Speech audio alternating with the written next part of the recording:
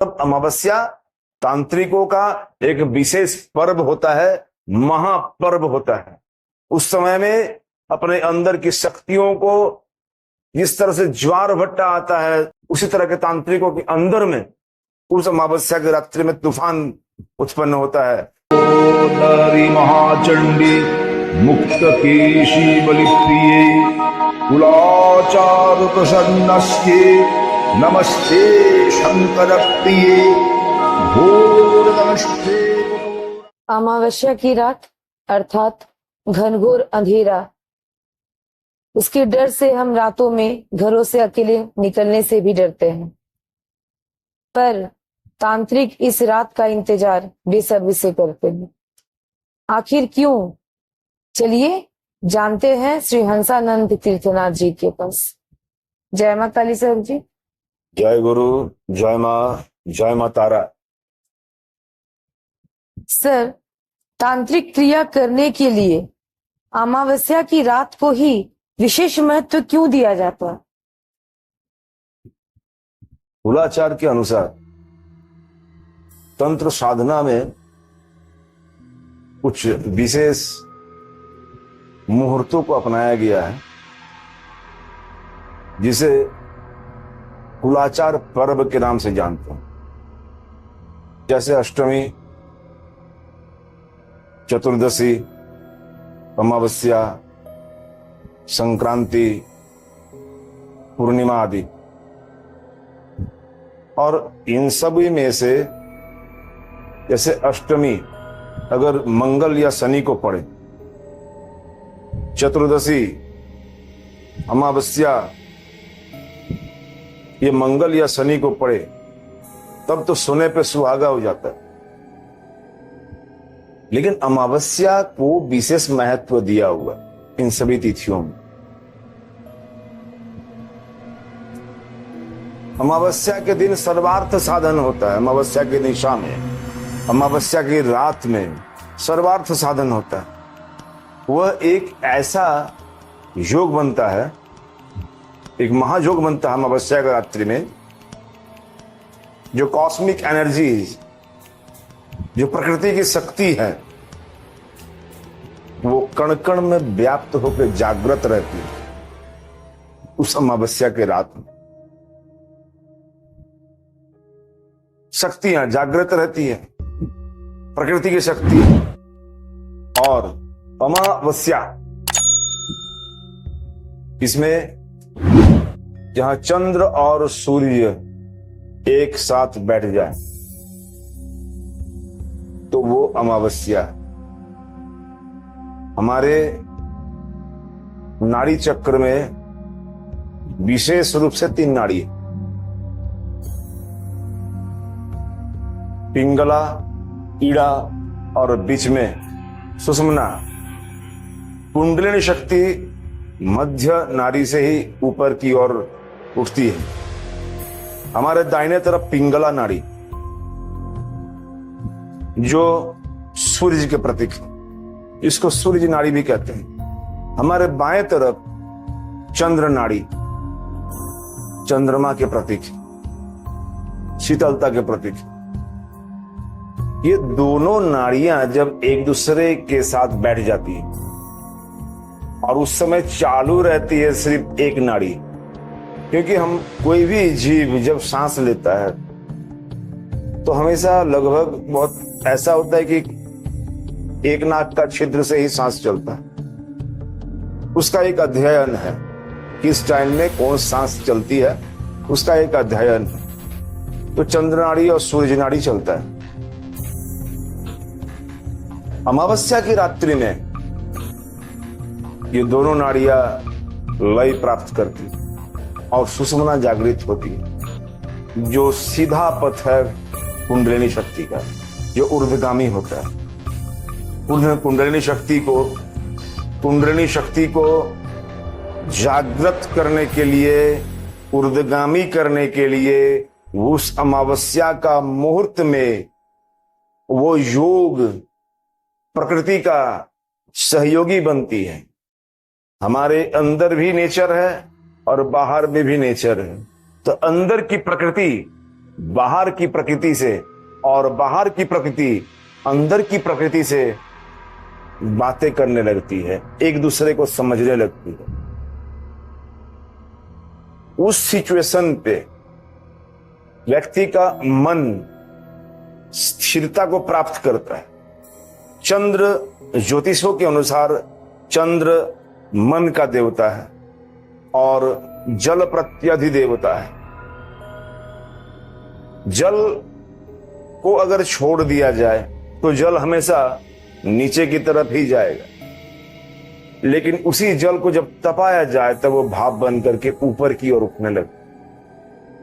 तो अमावस्या की रात में चंद्रमा और सूर्य एक धारी में होने से चंद्रमा का प्रभाव शून्य होता है और उस समय में, उस योग में योगीगण तप के माध्यम से अपने उस चक्रों को तपाते हैं, अपने अंतस चेतना का जागृतिकरण करते हैं और वो जो कुंडलिनी शक्ति नीचे सर्प रूप होकर के सोई रहती है, वो उस योग में जागृत होकर के ऊपर की ओर उठने के लिए उद्यत हो सकती है। तो एक कठिन तपस्या भी, एक कठिन साधना भी अमावस्या के रात्रि में सुलभ और सिद्धिदायक बन जाता है। जिसलिए योगीगण जो शाक्त मार्ग में है, जो शैव में है, जो इस अमावस्या के क्षण को समझते हैं और जो रियल कुंडलिनी जागृति करण के जो रियल साधक हैं, जो रियल कुंडलिनी शक्ति की सिद्धि चाहते हैं, ऐसे साधक अमावस्या को विशेष महत्व देते हैं। मन की एकाग्रता जागृत रहने के कारण से उस समय में आप योग साधनाओं के माध्यम से तांत्रिक क्रियाओं को सहारा लेकर के कुंडलिनी जागृतिकरण भी कर सकते हैं और साथ ही षटकर्म आदि जो भी क्रियाएं हैं, इसमें से विशेष करके कुछ विशेष अभिचार क्रिया, कुछ विशेष मंत्रों की सिद्धि, कुछ ऐसे क्रियाएं जो चलाना बहुत दुर्लभ होता है, लेकिन अमावस्या के रात्रि में वो सब इजी वे में काम करने लग जाती है। किसी तरह का स्मशान साधना उतना एक्सप्लेन करके समझाना अभी मुश्किल है, लेकिन कुछ विशेष साधनाएं उस योग में जल्दी सिद्धि लाभ कर सकती हैं लोग। उस योग में अमावस्या की रात्रि में उन साधनाओं को करने से जो जिसमें बहुत फोर्स लगता है, वो अमावस्या के रात्रि में जल्दी सिद्धिदायक बन जाता है। जिस कारण से तांत्रिक लोग अमावस्या की रात्रि को विशेष महत्व देते हैं। ज्यादातर किया कराया या उतारा हुआ अमावस्या के रात्रि में ही होता है। किसी का बीमारी या किसी का कुछ चढ़ा हुआ उतार के चौराहे या तिनाहे में उतारने का काम, या फिर शमशान क्रियाएं या अभिचार क्रिया के साथ युक्त बहुत सारी ऐसी क्रियाएं हैं जो अमावस्या के रात्रि में बहुत जल्दी सिद्धदायक हो जाती। और वर्ष भर में अमावस्या हर महीने आते हैं, जिसमें से कुछ विशेष अमावस्याएं हैं जिसमें तांत्रिकों के लिए, मातृ साधकों के लिए विशेष योग उत्पन्न करते हैं, विशेष महत्व रखते हैं। उन सभी योगों में तांत्रिक कभी भी घर में बैठ के विश्राम नहीं करते हैं। चाहे जितना भी कुछ हो, अमावस्या के रात्रि में अपनी शक्ति को जागृत करने के लिए वो उद्यत रहेंगे ही। अगर कुछ भी काम ना हो तो अपनी साधना में वो रत रहेंगे और सिद्धि लाभ करते हैं। ये अमावस्या का अपना महत्व है, जिसमें से जैसे देखा जाए कौशिक अमावस्या का विशेष महत्व है। दीपान्विता काली पूजा की रात, जो दिवाली की रात मानी जाती है, वो अमावस्या रहती है। उसमें तांत्रिक क्रियाओं का विशेष प्रयोग होता है। उस रात में तो, काली पूजा के रात में, दीपावली के रात में तो बहुत सारे मंत्र को जगाया जाता है। ज्यादातर साबर मंत्र उस रात में ही जगाए जाते हैं।